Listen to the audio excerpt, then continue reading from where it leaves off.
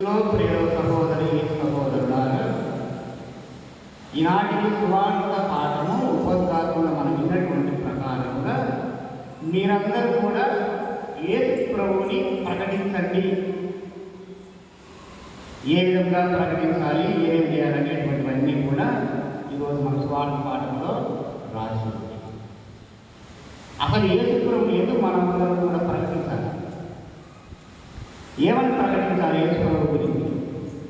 మీరిద్దరిద్దరు వెళ్ళండి, ప్రతి పట్టణంలో ప్రతి ఊరికి పోండి, ఆ ఊళ్ళో ఏం సమాచారం అడగకూడదు, మీరు అది తీసుకొని పోవద్దు, అది తీసుకొని పోవద్దు, ఇది తీసుకొని పోవద్దు, మీకు శాంతి కలుగుతాక ఇవన్నీ మాట్లాడండి, దేవుని రక్షణ సువార్తను ప్రకటించండి అంటే యేసు ప్రభుని ప్రకటించండి. యేసు ప్రభువులో ఏం ప్రకటించేది మనందరం ధ్యానించవలసినటువంటి అంశం. నారాయణ స్వాతంత్ర సమరయోధులు భారతదేశంలో చేరేందుకు ఉన్నటువంటి ఈ తిలక్ వంశీయులకు చెందినటువంటి వాళ్ళే ఈ నారాయణ వామన తిలక్. పరిశుద్ధ గ్రంథాన్ని ఎవరో ఒకసారి ప్రయాణం చేసేటప్పుడు రైల్లో ఒక పాత్ర గారు దైవ సేవడిస్తే కిటికీలో నుంచి విసిరేశారు. పరిశుద్ధ బైబిల్ గ్రంథం చదవండిగా యేసు ప్రభు గురించి చాలా మంచి దేవుడు ఇదేనంటే, ఈ దేవుడు మేమేమి చదివేది, ఈయన తక్కువ జాతి దేవుడు, పెద్దోళ్ళను మార్చినటువంటి దేవుడు, అన్ని దేశం నుండి తీసుకుని రాబడినటువంటి దేవుడు, మాకు చెందినటువంటి మతాలే కానీ లేదా మాకు చెందినటువంటి దేశానికి చెందినటువంటి దేవుడు కాదు. కాబట్టి ఈయన గురించి నేనేం చదివేదని చెప్పేసి బైబిల్ గ్రంథాన్ని తీసుకుని రైలు కిటికీలో వచ్చి ఇది వాళ్ళు ఏమయ్యారంటే, దేవుడు అనేటువంటి వాడు అందరికీ దేవుడు. ఈయన నమ్మినటువంటి సిద్ధాంతం. దేవుడు అనేటువంటి వాడు మనుషులను రక్షించేటువంటి దేవుడు. మూడవది, దేవుడు అనేటువంటి వాడు దైవత్వాన్ని పరిపూర్ణంగా పొందినటువంటి వాడే దేవుడు. బహుశా మనకు తెలియదు కానీ బ్రాహ్మణ సామాజిక వర్గంలో ఇటువంటి వారు నేర్పిస్తారేమో మనకు. ఒకసారి ఎదురైన అనారోగ్యంగా ఉండేటప్పుడు ఈ పరిశుద్ధ గ్రంథాన్ని ఇచ్చి, అయ్యా నువ్వు అనారోగ్యంగా ఉన్నావు కదా, నీ మనసుకు శాంతి కలుగుతుంది, ఇది చదువు అనేటప్పుడు అదే విసిరేసేటువంటి గ్రంథమే కదా, పొద్దుపోతారు ఎలా అని చెప్పేసి చదవడము ప్రారంభించారు. టైంపాస్. అబోధి బైబిల్ మనందరం విశ్వసించేటువంటి పవిత్రమైనటువంటి పరిశుద్ధ గ్రంథము. దేవుడు లేడు, దేవుడు కాదు, దేవుడు కార్యకారమైనటువంటి ఒక అవిశ్వాసకి ఒక టైపాస్ బుక్ మాదిరిగా అదే చదువుతారులే, అన్ని పుస్తకాలు ఒకటి, ఇది కూడా ఒకటి అని చదవడము ప్రారంభించాడు. చదువుతూ చదువుతూ చదువుతూ చదువుతూ చదువుతూ వెళ్ళి పరిశుద్ధ గ్రంథాన్ని అంతటినీ కూడా మొదటి నుండి చివరి వరకు చదువుకుంటూ వచ్చినప్పుడు ఒకటి అర్థమైంది, నేను నమ్మినటువంటి సిద్ధాంతము దేవుడు అనేటువంటి వాడు అందరికీ దేవుడు. ఈ పరిశుద్ధ గ్రంథం చదివితే అర్థమైంది, యేసు ప్రభువు అందరి వరకు వచ్చినటువంటి దేవుడు. కాబట్టి ఇలా దేవుడే. లూకాసు వార్తలో యేసు ప్రభు చేసినటువంటి ప్రతి అద్భుతాన్ని మనం చూస్తే, స్త్రీలకు అద్భుతం చేశాడు, పెద్దవారికి అద్భుతం చేశాడు, శతాధిపతులకు అద్భుతం చేశాడు, యాజకుల కుమార్తెకు అద్భుతం చేశాడు, ధర్మశాస్త్ర బోధకులకు అద్భుతం చేశాడు, కుంటి వాళ్ళకు అద్భుతం చేశాడు, చెడుతనంలో ఉండేటువంటి వారికి అద్భుతం చేశాడు, అంటరాని వారికి అద్భుతం చేశాడు. ఈ లోకంలో యేసు ప్రభు వీళ్ళని చేయలేదు అద్భుతం అనేటువంటి సంఘం కానీ మనుషులు కానీ ఎవరు కూడా లేదు. ఆయన చదివేటువంటి అర్థమైంది, నేను దేవుడు అంటే అందరి వాడు అనుకున్నాను కదా, నిజంగా యేసు ప్రభు దేవుడే. రెండవది, దేవుడు అనేటువంటి వాడు అందరినీ రక్షించాలా. ఎట్లా? అందరికీ సమాధానకర్తగా ఉండాలి, అందరినీ రక్షించేటువంటి ప్రభువుగా ఉండాలి. పౌలు రాసినటువంటి లేఖను చదివేటువంటి తర్వాత ఈరోజు మనం చదివిన గలతీయుల పత్రికలో, మీరు యేసు ప్రభు యొక్క ముద్రను ధరించండి, శిలువ ద్వారా మీరు రక్షించబడింది, ఆయన రక్తం ద్వారా మీరందరూ పాపములకు దూరంగా ఉంచబడింది. కాబట్టి మీరందరూ యేసు ప్రభు ముద్రను కలిగినటువంటి విశ్వాసం.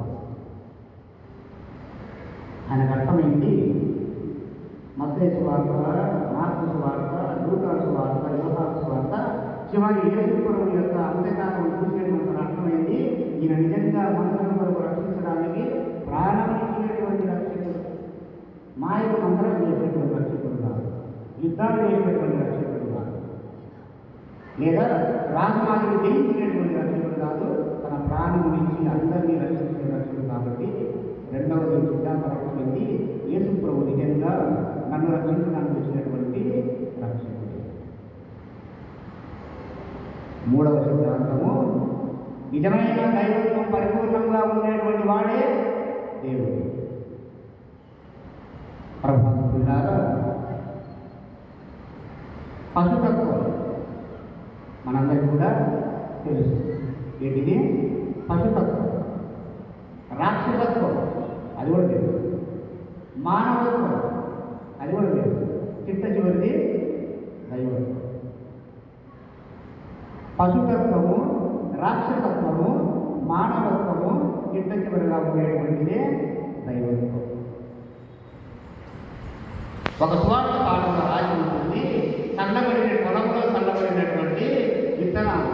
కొన్ని విత్తనాలు వెళ్ళి రాజత్రంలో పడేను, అవి మొలకెత్తను, కానీ అందులో వేరు లేనందున అది పగిపోయేను.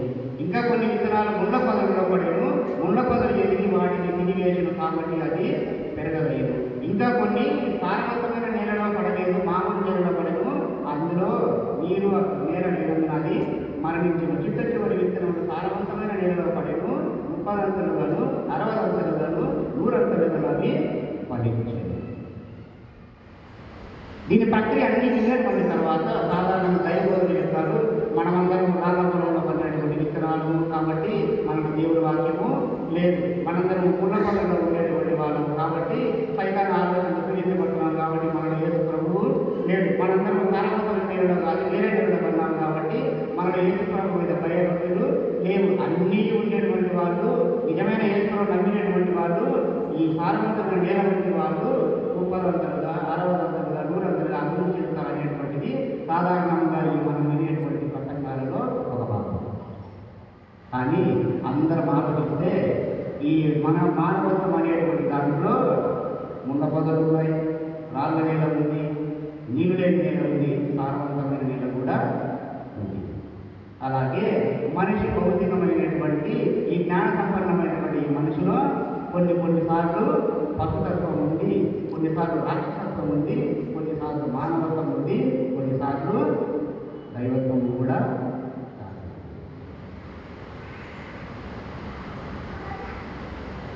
యోహాను సువార్త 3వ అధ్యాయము 16వ వచనం అందరికీ బాగా తెలిసినటువంటి వాక్యం. ఫిలిప్పీలకు రాసినటువంటి పత్రిక 1వ అధ్యాయం 2వ వచనం, 2వ అధ్యాయం అందరికీ తెలిసినటువంటి వాక్యం. ఆయన దేవుడై ఉన్నప్పటికీ తన దైవత్వం బట్టి వేలాడలేదు, మనిషిగా జన్మించాడు. దేవుడి లోకం ఎంతో ప్రేమించి తన ఏకైక కుమారుని పరలోకం నుండి భూలోకములకు పంపించాడు. ఈ వాక్యం విన్నటువంటి తర్వాత అర్థమైంది, ఈ నారాయణ బాలమతిరత్ అనేటువంటి ఆయనకు నిజంగా యేసు ప్రభువులో పరిపూర్ణమైనటువంటి దైవత్వం దాటి ఉంది. విసిరేసినటువంటి పరిశుద్ధ గ్రంథాన్ని తీసుకొని యేసు ప్రభువే నిజమైనటువంటి రక్షకుడు అని ఊరూరా ప్రకటించడము ప్రారంభించి ఉన్నారు. ఈరోజు అనుగ్రహం గీతంలో మన గాయకులు ఒక మంచి పాట పాడారు. ఏ పాట పాడారు? అనుగ్రహం గీతంలో ఒక పాట పాడారు. ఎవరైనా చెప్పండి, అనుగ్రహం గీతంలో మన గాయకులలో ఒక పాట పాడినారు. ఏ పాట పాడారు?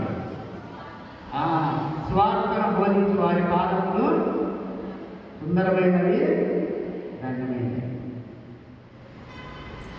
సాధారణంగా ఉన్నారు గురువులు, కన్యాస్త్రీలు, బిషపుగారులు, పాపవారు మాత్రమే స్వార్థను బోధించేటువంటి వాళ్ళు, వారి పాదాలు సుందరమైనవి, ఇంకా ధన్యమైనవి.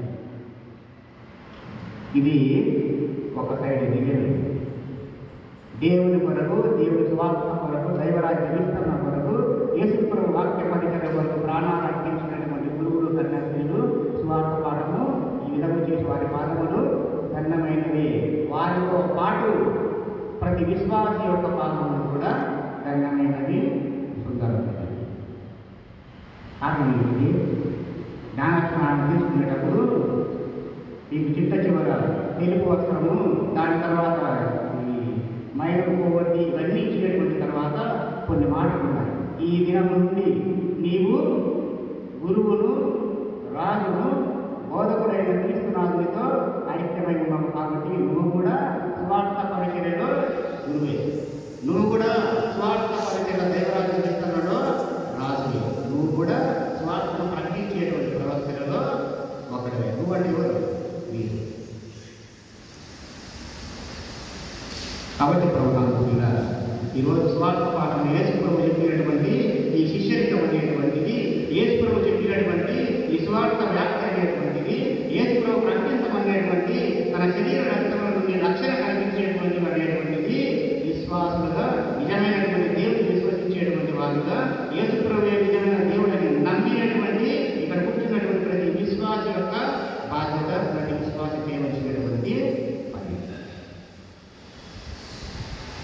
ఒకవేళ నేను ఒక ప్రశ్న అడిగితే మీరు ఎవరైనా కానీ ఒక విశ్వాసమైన స్వార్థ బోధనకు మీరు మీ ఇంట్లో కానీ మీరు కానీ బోధిస్తూ ఉన్నారు. ఇక్కడ కూర్చున్నటువంటి కొన్ని వందల మంది ఎప్పుడైనా కానీ మీరు యేసుప్రభు స్వార్థ పత్రికలో కానీ లేదా మీ ఇంట్లో మీ పిల్లలకు కానీ మీ భార్యకు కానీ భర్తలు కానీ మీ బంధువులు కానీ చెప్పినారా? నిజమైన యేసుప్రభు దేవుడు నమ్ముకో, నేను రక్షించబడినట్లు నువ్వు కూడా రక్షించబడతావు. నేను విశ్వసించేటువంటి యేసుప్రభు నమ్ముకో, ఆయన రక్తంలో కడగబడినటువంటి నా విశ్వాసము నీ విశ్వాసము రెండు కూడా బాగుపడతాయి. ఈ లోకానికి వచ్చినటువంటి నిజమైనటువంటి రక్షకుడు, ఈ లోకాన్ని రక్షించేటువంటి దేవుడు యేసుప్రభువే. నేను నమ్మిన నువ్వు కూడా నమ్ము అని ఎప్పుడైనా కానీ ఒక్క మాట యేసుప్రభు గురించి మీరు ఎవరైనా కానీ చెప్పింటే నిజంగా మీ జీవితాలు సుందరమైనవి, ఈ పాదాలు ధన్యమైనవి, అవి కూడా సుందరమైనవి. కారణం ఏంటంటే చెప్పేటువంటి మనుషులు కాదు, మాట్లాడేటువంటి నాలుగు కాదు, నడిచేటువంటి పాత్రలు కాదు, ఇవన్నీ ప్రకటించేటువంటి సువార్త అనేటువంటిది ఒక పవిత్రతతో కూడినటువంటి శక్తి. నేను చెప్పే మాట అపోస్తలుల కార్యం 1:16 వచనంలో కానీ రోమిలకు రాసిన పత్రికలో ఈ మాట రాసి ఉంటుంది. సువార్త అనేటువంటిది దేవుని రక్షణ ఇచ్చేటువంటి ఒక శక్తి.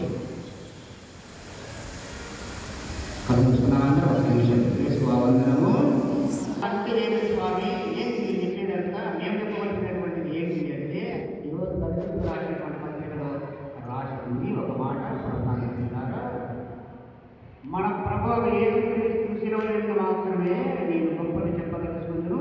ఏదైనా ఆ శిలువ మూలములనే నాకు ఈ లోకము, నేను ఈ లోకమునకు శిలువ వేయబడింది. మనం చెప్పే రక్షణ స్వార్థ పెద్ద పెద్ద కథలు చెప్పడం కాదు, పెద్ద పెద్ద గ్రంథాలు వివరించడం కాదు, పెద్ద పెద్ద పదజాలను ఉపయోగించడం కాదు, ఏదేదో మాటలను ఉపయోగించి యేసుప్రభు నిజమైనటువంటి దేవుడని చెప్పడం కాదు. మనం చెప్పవలసినటువంటి స్వార్థ ఒకటే. యేసు శిలువ యందు కార్చినటువంటి రక్తం ద్వారా మనం పరిశుద్ధులను గావించి తిని ఈ శిలువను ప్రకటించడమే, ఈ శిలువ మూలంగానే మనం జీవిస్తున్నాము. మీరు కూడా జీవించండి. మనం ప్రకటించవలసినటువంటి అంశము, వాక్యము ఇది. శిలువలో కార్చిన రక్తం ద్వారా మనం పరిశుద్ధులు కాబట్టి ఆ శిలువలో ఇచ్చినటువంటి జీవమే పరలోక జీవము. ఆ శిలువను ఇచ్చినటువంటి వాడు యేసుప్రభు. ఇది ప్రకటించేటువంటి పాదాలు సుందరమైనది, ధన్యమైనది. పరిశుద్ధ నుండి ప్రభుత్వారా ఎవరైనా దాని ఉంటే న్యాయాధిపతుల గ్రంథము 6వ అధ్యాయము 13వ వచనం చూస్తే ఈరోజు మొదటి పాఠం యొక్క సారాంశం మొత్తం కూడా అర్థమవుతుంది. క్రీస్తు పూర్వం 587వ సంవత్సరంలో నెబుకద్నెజరు అనేటువంటి రాజు ఇశ్రాయేలు ప్రజలు దాక్కున్నటువంటి యెరూషలేము దేవాలయం కూడా అది హీనాతిహీనముగా ఘోరంగా యుద్ధంలో ఓడించి దానిని వశం చేసుకున్నారు. ఇది చరిత్ర పరిశుద్ధ గ్రంథంలో కూడా మనకు తెలుసు పేరుంది. 586-87వ సంవత్సరం దేవుడి రాజ్యంలో దేవుడి ప్రజలు అని విశ్వసించేటువంటి ఇశ్రాయేలు ప్రజలు యెరూషలేము దేవాలయం అంతా కూడా నాశనమయ్యి శత్రురాజైనటువంటి నెబుకద్నెజరు అనేటువంటి ఆయన చేతులలో ఉన్నారు. దీనికి పూర్వం ఫరో అనేటువంటి మనందరం కూడా ఆదికాండము, నిర్గమకాండము ఇవన్నీ కూడా చదివితే ఫరో అనేటువంటి ఈజిప్టు రాజ్యంలో ఇశ్రాయేలు దేవుని ప్రజలు పిలువబడేటువంటి వాళ్ళు 400 సంవత్సరముల బానిసత్వంలో జీవించారు. అటు తర్వాత బయటకు వచ్చారు. తర్వాత క్రీస్తుపూర్వం 587వ సంవత్సరంలో రెండవ యెరూషలేము నాశనము జరిగింది. అటు తర్వాత 70వ సంవత్సరంలో మళ్ళీ యెరూషలేము దేవాలయాన్ని వీళ్ళు నెహెమ్యా ప్రవక్త ద్వారా పునర్నిర్మించుకున్నారు. పరిశుద్ధ గ్రంథంలో ఇది ఇలా ఇశ్రాయేలు ప్రజలు నెబుకద్నెజరు రాజు శత్రు సైన్యంలో ఉండేటప్పుడు ప్రభుత్వాల న్యాయాధిపతుల గ్రంథంలో 6వ అధ్యాయం 7వ అధ్యాయం చదివితే ఒక ఆయన పేరు రాసి ఉంటుంది. గిద్యోను అనేటువంటి ఆయన 11వ వచనంలో దేవుడు ఒకసారి ప్రత్యక్షమై గిద్యోను నీవు దేవుడు బహుమానములను దేవుడు నీకు అన్ని పనులను చేస్తున్నాడు అనేటప్పుడు నేను ఒక మాట చెప్తాను. మీరు కావాలంటే ఈ వాక్యమును 6వ అధ్యాయం మొదటి నుండి చదువుకుంటూ పోతే 11వ అధ్యాయం 23వ వచనము అందులో దేవుని ప్రజలమని పిలువబడేటువంటి నేను, ఇశ్రాయేలు ప్రజలని పిలువబడేటువంటి మేము, అబ్రహాము, దాని తర్వాత ఈసాకు, దాని తర్వాత యాకోబు పుత్రులుగా ఇశ్రాయేలు ప్రజలుగా పిలువబడేటువంటి మేము, ఓ దేవదూత ఎంత హీనమైన బతుకును బతుకుతున్నామో చూసావా? శత్రురాజుల చేతులు చిక్కి బానిసత్వంలో ఏ విధంగా మేము బతుకున్నామో నీకు తెలియదా? దేవుని ప్రజలు పిలువబడేటువంటి మేము శత్రురాజుల చేతులు ఏ విధంగా హీనమైనటువంటి మరణాన్ని పొంది ఉన్నామో మేము చూడలేదా? ఇప్పుడు నువ్వు వచ్చి నీకు దేవుడు శుభము కలుగుతుందాకా, దేవుడు నీ పక్షాన ఉన్నాడు, దేవుడు నిన్ను కాపాడుతున్నాడు అనేటువంటి మాట నువ్వు కలిగితే నేను నమ్మడానికి ఏమైనా కానీ పిచ్చి ఉన్నాను, వేరే ఉన్నాను.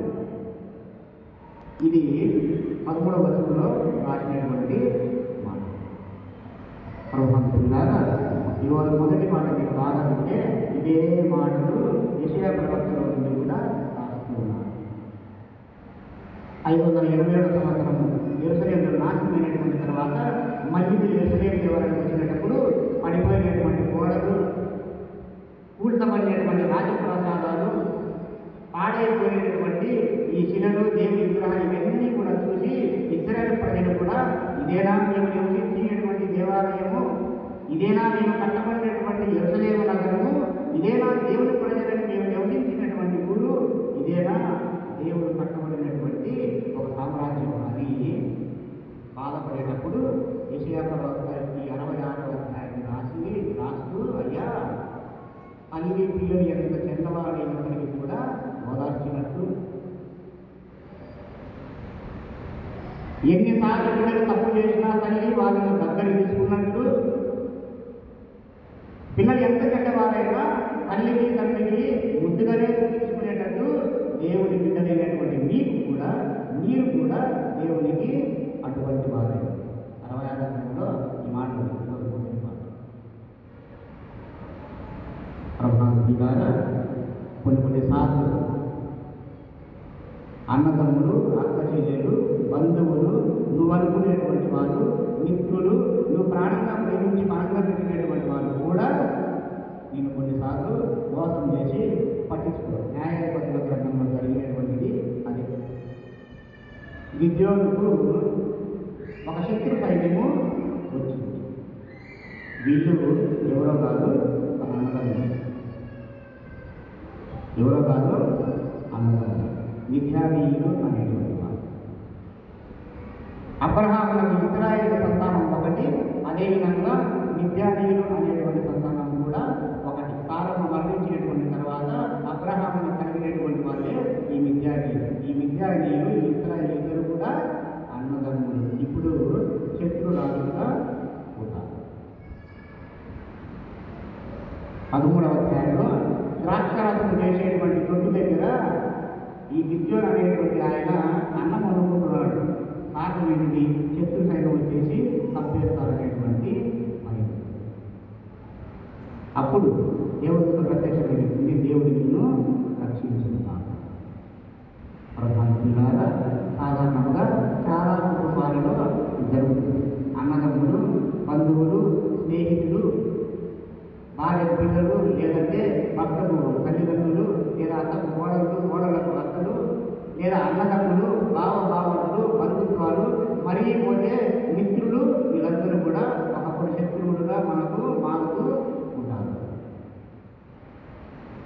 ప్రతి కుటుంబంలో ఈ విధమైనటువంటి వారు ఒకవేళ ఉన్నట్లయితే ఇప్పుడు కూడా ఈ న్యాయాధిపతులు 6వ అధ్యాయము 7వ అధ్యాయము ఈరోజు మొదటి పాఠం చదవండి.